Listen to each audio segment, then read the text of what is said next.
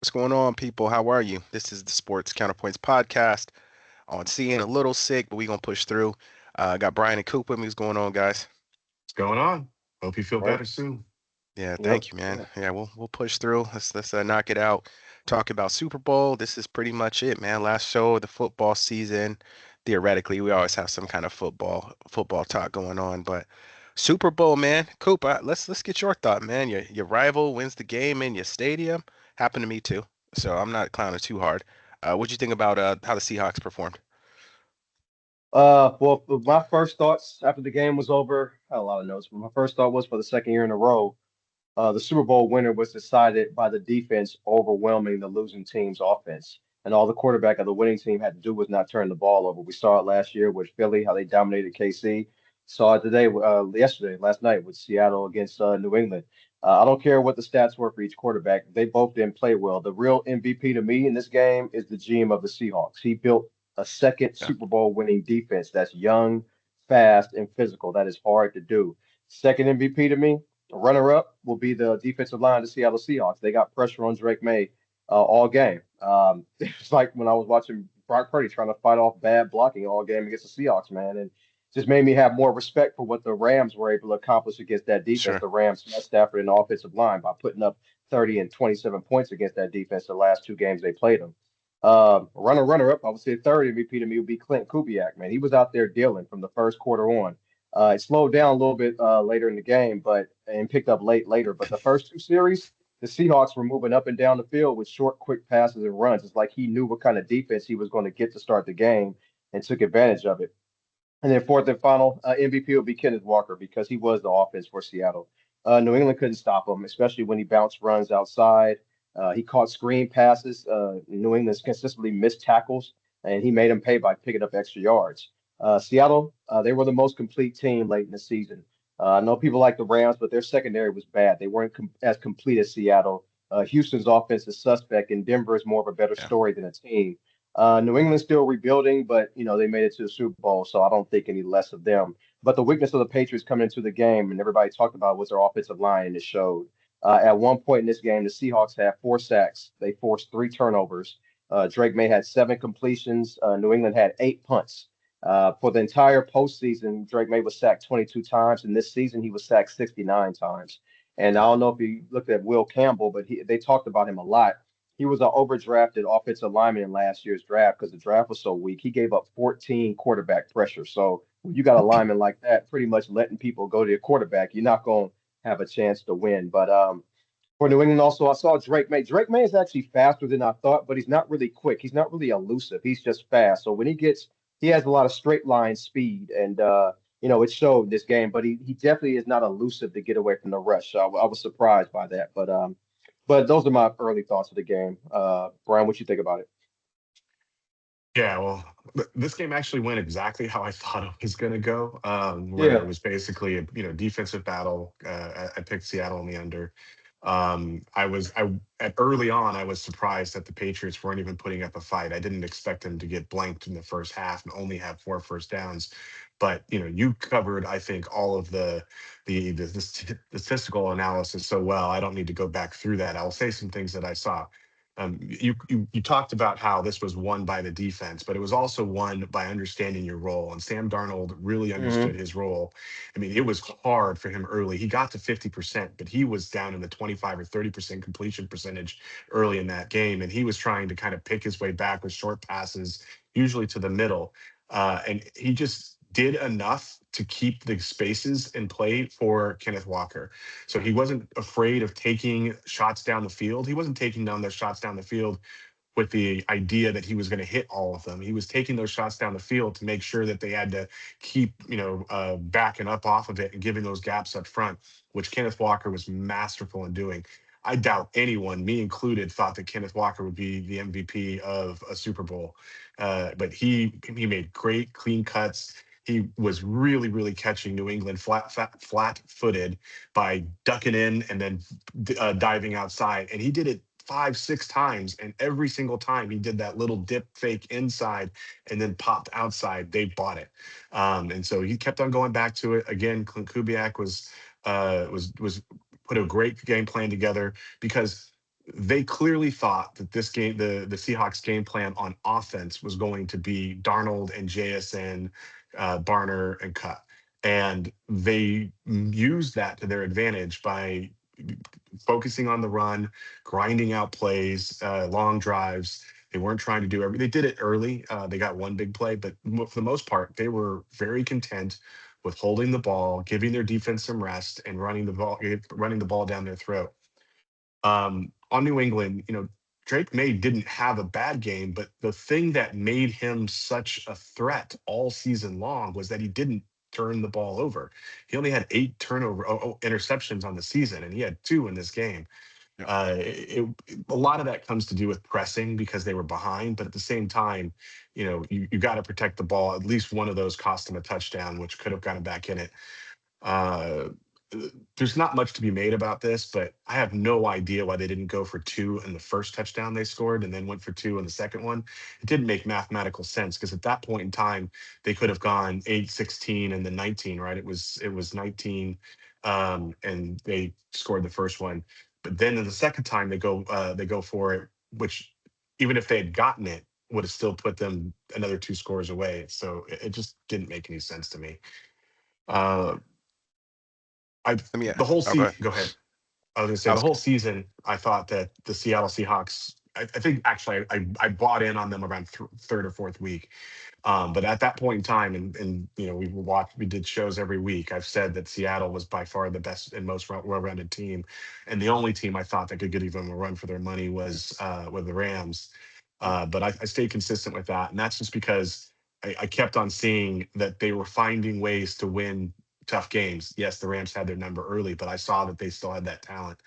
And I was reading in the weeks before the Super Bowl that statistically they're a top 5 team ever for total team stats. That's crazy. I mean, they were not. When you Wait, think of are you sure? Wait, Brian, are you sure that's just for defense? 'Cause I read some just for defense they were. This team no, it ever? was Okay, it was okay, yeah, it's both stats, right? It was a total team differential and things of that nature. So oh it yeah, took yeah, in their yeah, yeah. offense as well as their defense. It Right, wasn't like they okay, had the greatest offense ever. It was that right, statistically, and a lot of that is driven by the defense. But you had to have some offense in order to be able to build yeah, that differential, which put them in that rarefied air. But still, just yep, super impressive. And yet, in the week leading up to the Super Bowl, all I heard was how New England was this easy pick and how everyone was trying to find a reason to pick New England. None of them were that they were a better team. It was always where they were, how they had to travel, the teams that they played being good enough, how they stayed consistent. Drake May didn't throw picks, that kind of stuff. But it was never like, oh no, all season long they've just been one of the best teams, and Seattle had been. Um, no, this is a great thing for New England. I mean, New England has a relatively young quarterback. They have a coach that they believe in.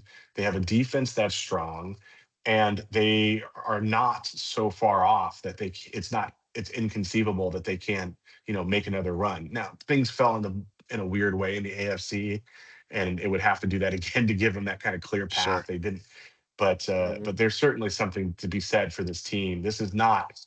I, I don't think that. I'm not predicting that they're going to repeat and get to the Super Bowl, but I'm saying that they have a good enough team that we're not going to see them disappear into the sunset just yet. Great You game, know, by the way. Had a lot of fun watching it. Did watch it with a few people. Shout out to the folks who came. Jennifer, Chuck.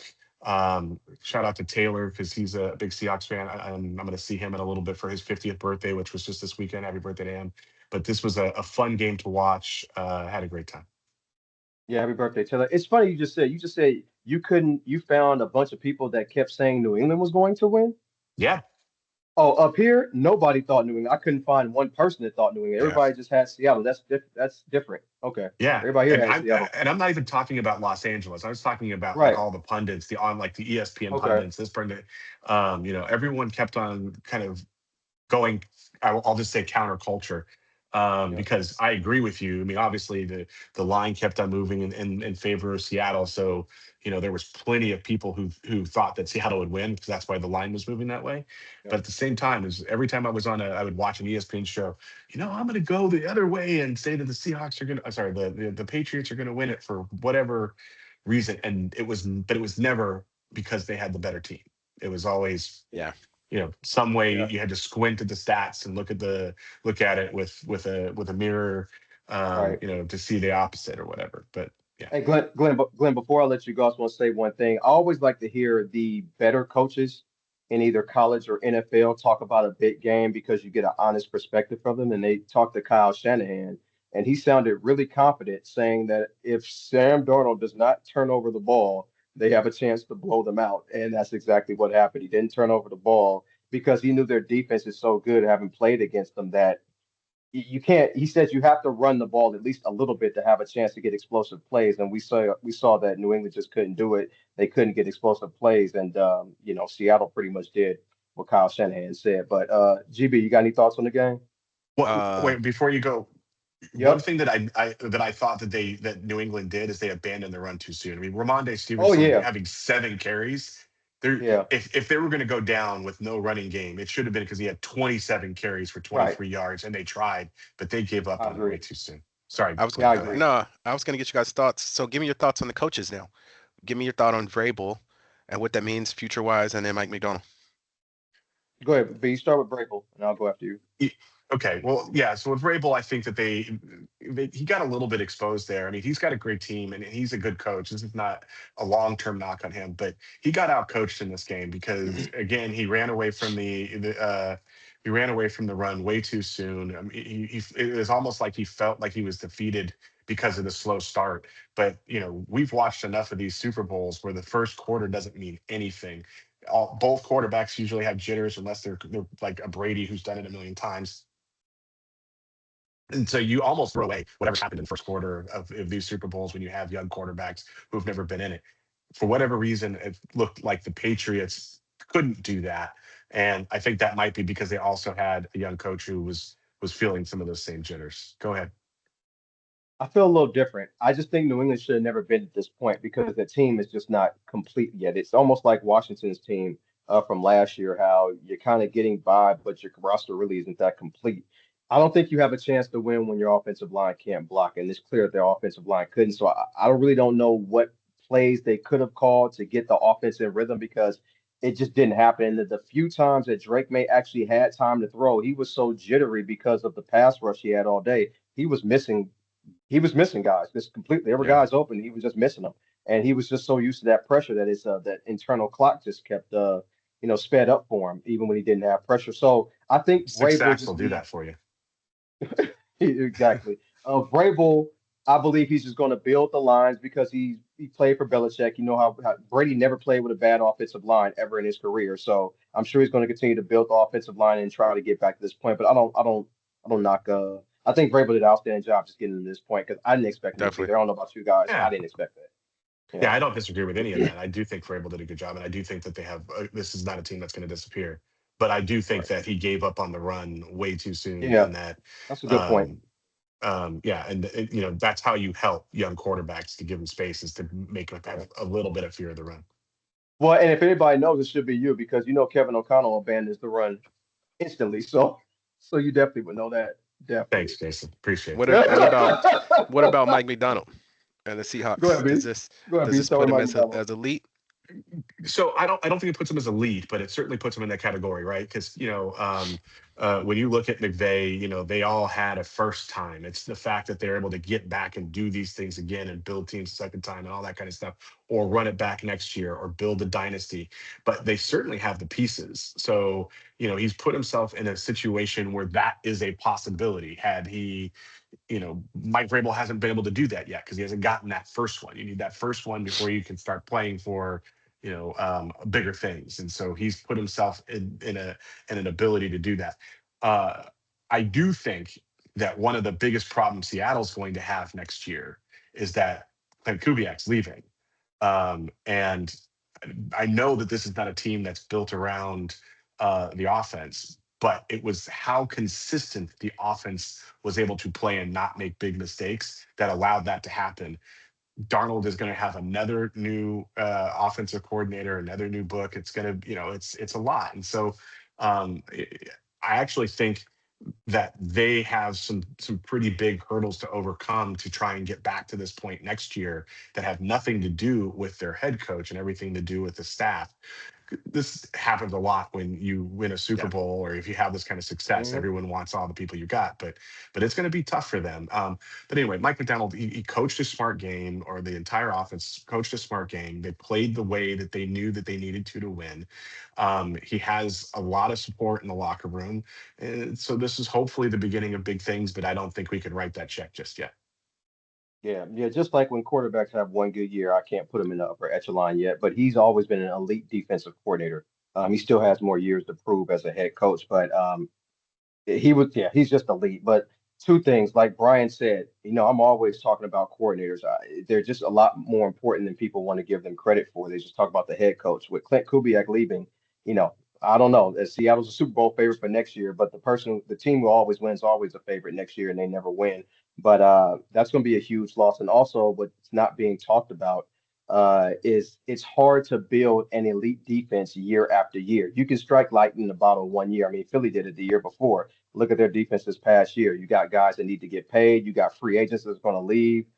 Sam Darnold eventually is going to get more money. Maybe in a couple of years, he's going to probably command like 40, 50, $60 million. So it's just hard to build an elite defense year to year. That's why they're called the 85 Bears, not the 85, 86, 87 Bears. They had that one lightning in the bottle, year. You know what I'm saying? So it's going to be Yeah. hard, but I still think he's an upper echelon defensive coordinator, and I don't think Seattle's going anywhere anytime soon. Fair, fair, fair. Y'all got anything else? Otherwise, I was going to shift to, I wanted to get your Shift. thoughts on halftime. A lot of Okay. Yeah. controversy. I don't, for me, I Oh, don't really I'm know gonna, I'm why, gonna be but quick. Well, I'm gonna be Go ahead. quick. I never watched the halftime shows, so Brian, go ahead and take it away. pretty much the same. Yeah. What's funny is I gauge a lot of it based off of my interest in watching it, because I don't really like most of them. Obviously the one that was in LA I thought was epic. I'm gonna make two different statements that have nothing to do with each other. So first, on the show that we saw, I thought it was brilliant. I couldn't understand a single word that was said, but I understood the Yes. message. From the very moment that that started, with him going through and showing appreciation for the culture, but Yep. also thumbing his nose at an administration and a lot of people in, the overall in the United States who were questioning whether or not he should have been there. He never ever made it like a thing where he, thumbed his nose at America. He actually played into the idea that Puerto Rico is part of the United States and that they are Americans, while still showing respect and reverence for his culture, Latin culture. He went through, at one point in time, he listed all the Latin American countries, and it was beautiful. The moment when he gave his Emmy award to the little kid, Grammy. Yeah. yeah, a lot of people thought that that was going to be was the little kid from Minnesota. It Yeah. was not, but just a beautiful way of symbolizing all of that. And it was great. Again, I didn't understand a single word, but I got every part of the message. I fully agree. And that's special. Full stop. I should have What? worn my Well, smart actually, I'll say glasses. one more Go ahead. thing to say about the go. One more thing to say about that. I love what they did there. Now they did that in response to the pushback from the beginning of the season. If their pushback wasn't there, I think we see a different show that's a little bit more fun and that kind of thing. But because of what was made from that moment till now, they had to do what they did, or they didn't have to, but they did it to such a wonderful extent. Full stop. I would have really liked to have seen a Bay Area music tribute, Mm, because music is such a big part of the Bay Area, Yeah, true. and it would have been cool to see something that focused on that and that culture. I do not fault what we got, because it was epic. It will go down as one of the more impactful halftime shows ever. One of the most fun ones we could have ever have had, like we had in Los Angeles, would have been something that paid tribute to Bay Area music culture. Well said. Very well said. Yeah. I fully agree. Mhm. I thought I fully agree. There's really nothing else to say about it. The Bay was highly involved pre-game, etc. E40 and Oh two yeah. short ambassadors, etc. So they Mhm. they always tapped them. But to your point, yeah, at the game time, it was Bad Bunny, and I thought he did a great job for everything he did, all the culture, seeing all my Latin homies, the excitement they had for seeing him and what he was representing and the references to culture that they really enjoyed, I thought was awesome. Similar to like when Kendrick last year, for a lot of us, it was like, oh man, it was, and to Coop's point, I wasn't glued like that. I never, since I was little, halftime show, I mean, except for Mike and Prince was dope, but beyond that, that's when you go get some soda, you get some Right. chips. You know Yeah, what I refill the mean? plate. Yeah, go That was my refill the time to plate. eat. Yeah, Right. I was 100%. at, So I went to Popeyes. So yeah, I mean, I miss it ain't all. no surprise there. But I will say that I just found it funny because all them years, if you put Rolling Stones or Cher, whoever out there, I didn't know that you could complain. I just said, oh, okay, that's gonna be who it is. I'll give me some water, some Mm. soda, drink, whatever when I've been at Brian's house. But I've Move really on. found it funny to see how upset people were I, about. I loved it. I loved that part. Like I loved the outrage, the fake outrage over that. Well, So that was it one of my wasn't yeah, favorite fake. parts absolutely. too. It wasn't fake. It was just built off of ignorance. They have a non-American. Like, I'm sorry that you just proved how stupid you are. But didn't all this outrage? Hasn't all the outrage started post Colin Kaepernick? Because I don't think pre Colin Kaepernick we got all this outrage about Super Bowl stuff. It seems like I don't now think it. post I Kaepernick. don't think it has to do with him. I think it has to do No, with no, no, no, no. I'm where not we saying are it's in Yeah, society. no right. I yeah, don't think it has to do with him. But what I'm saying is, it just seems like I post agree. Kaepernick now it's like outrage about stuff that just people just never complained about before. Now everybody Yeah. Well, complains Yeah, about seems like everything. You know what I I do mean? agree. the Not saying yeah it has anything to do with him, but divisive the divisiveness that we have in this country right now, which I subscribe to because I am very happily on one side of it. But the divisiveness that we have in this country right now, which may have started around that time. I really didn't do much analysis on when it was in relation to Colin Kaepernick is very apparent. And next year maybe with Jay Z as the executive producer, and I don't know, but next year they might be doing a bunch of country stuff, yeah, and it'll be just as serious on the other side of things. I don't even know where It's it is yeah. next year. So it's in LA. Oh, it's the Rams in LA, the Ram Stadium. again, So It's at far. okay. SoFi. Yep. hmm The Charger Stadium too, Coop. How can you don't think of them when you think of the Super Bowl? I just think a team's actually won the Super Bowl. So we're Yeah, going. I just, I just wanted to hear it. Cool, man. Okay. Y'all got any final thoughts? Nah, if y'all, you want to No, discuss the Hall of Fame class or go do that next week? It's up to y'all. do You can go do it next week next if week y'all because I want. didn't get to do as Next much of week. a deep dive on that. It's Okay. all good. Sounds good. Let's rock out the last few segments. Hogwash, B. What'd you have as hogwash for this week? Um, well, the only thing that I'll talk about, I guess it is kind of related to the uh, the Hall of Fame class. The most ridiculous thing that I saw, and we'll talk probably more about this, is Belichick not getting in. It's complete and Oh yeah, hogwash. definitely. That hmm I do not like Bill Belichick. I've never once said, "Oh, he's a great guy. I would love to get a beer with him." Blah blah blah. No, he's a jerk. But there is nobody who deserves to be a first ballot Hall of Famer more so than him, given his record. He is the line that you base all people behind him on. So yeah, bunch of hogwash. The Yeah. NFL, the Hall of Fame administration completely made themselves a joke. Yeah, Great. I'm a double down on that too. Because Robert Kraft didn't get in either, and I'm not a fan of Robert Kraft, but he really was a good owner. For the Patriots. Well, probably still Still, is they just actually. win the But he's Super Is a still good Bowl. owner. that's what Yeah. I say. He's still a good owner for the Patriots, and he's the one who negotiates all the TV contracts and everything for the NFL, and you got six, seven, eight Super Bowls, whatever it is. He should be in there first ballot as well. He didn't get in as well, so I'm gonna double down on that. Yeah. Yeah, I like that. Mine is the outrage behind Bad Bunny. I just loved it. I absolutely love to see people mad. Can I can we get somebody speaking English? And they're like, man, y'all don't when it was Rolling Stones and stuff, I didn't care, bruh. You just Right. let the song go. But anyway, game ball. Coop, what you got? I gave my game ball to the Seattle defense, man. It was, Definitely. yes, Seattle is a rival of the 49ers, man, but I just like to see a defense get after it, man. And they got after it all game. If you're a fan of defense, doesn't matter if it's your team or not, man, you had to like what Seattle was doing. And they were hitting, forcing fumbles, getting Bruh. interceptions, doing the whole thing. So I give it up to their defense, man. They're good. They're good. Altering pressure. Yeah, they was tough. Yeah. Yep. See? The set designer and producer of the halftime show. That Sure. set was just incredible. They had over 400 extras on there, being everything from the reeds to the trees to dancing on the stages to doing all of these different scenes.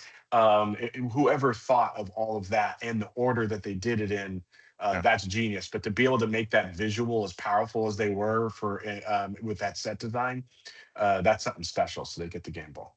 definitely. In a total of 25 minutes. Yeah. Absolutely Mm. crazy. Minute to win it. Just thanks to everybody. Thanks for you both for working with your boy, because I definitely, if y'all had said we wasn't doing this today, I would have not been mad. So thank y'all both for Nah. working with me. Yeah, go ahead. Mine will be please continue to tune in. We will talk more basketball. We're getting March Madness. We're going to be talking college basketball next month. Still got a lot of things going up. Some of you like baseball. We're going to talk about that as well, and also some NFL draft stuff. So please still continue to tune in, though football season is over. Well said. Peace. You know what I usually talk about. I'm not going to talk about it this week. I'll just tell people to stay tuned because and involved and keep your eyes open because right now we've got so many things that are being done just to be distractions, and it's hard to figure out what to concentrate on, and that just means that we have to put in a little extra effort and concentrate on it all. No specific topic needs to be mentioned. Fair enough. Appreciate you, fellas. That's Sports Counterpoints, February 9th, 2026. We'll catch y'all next time.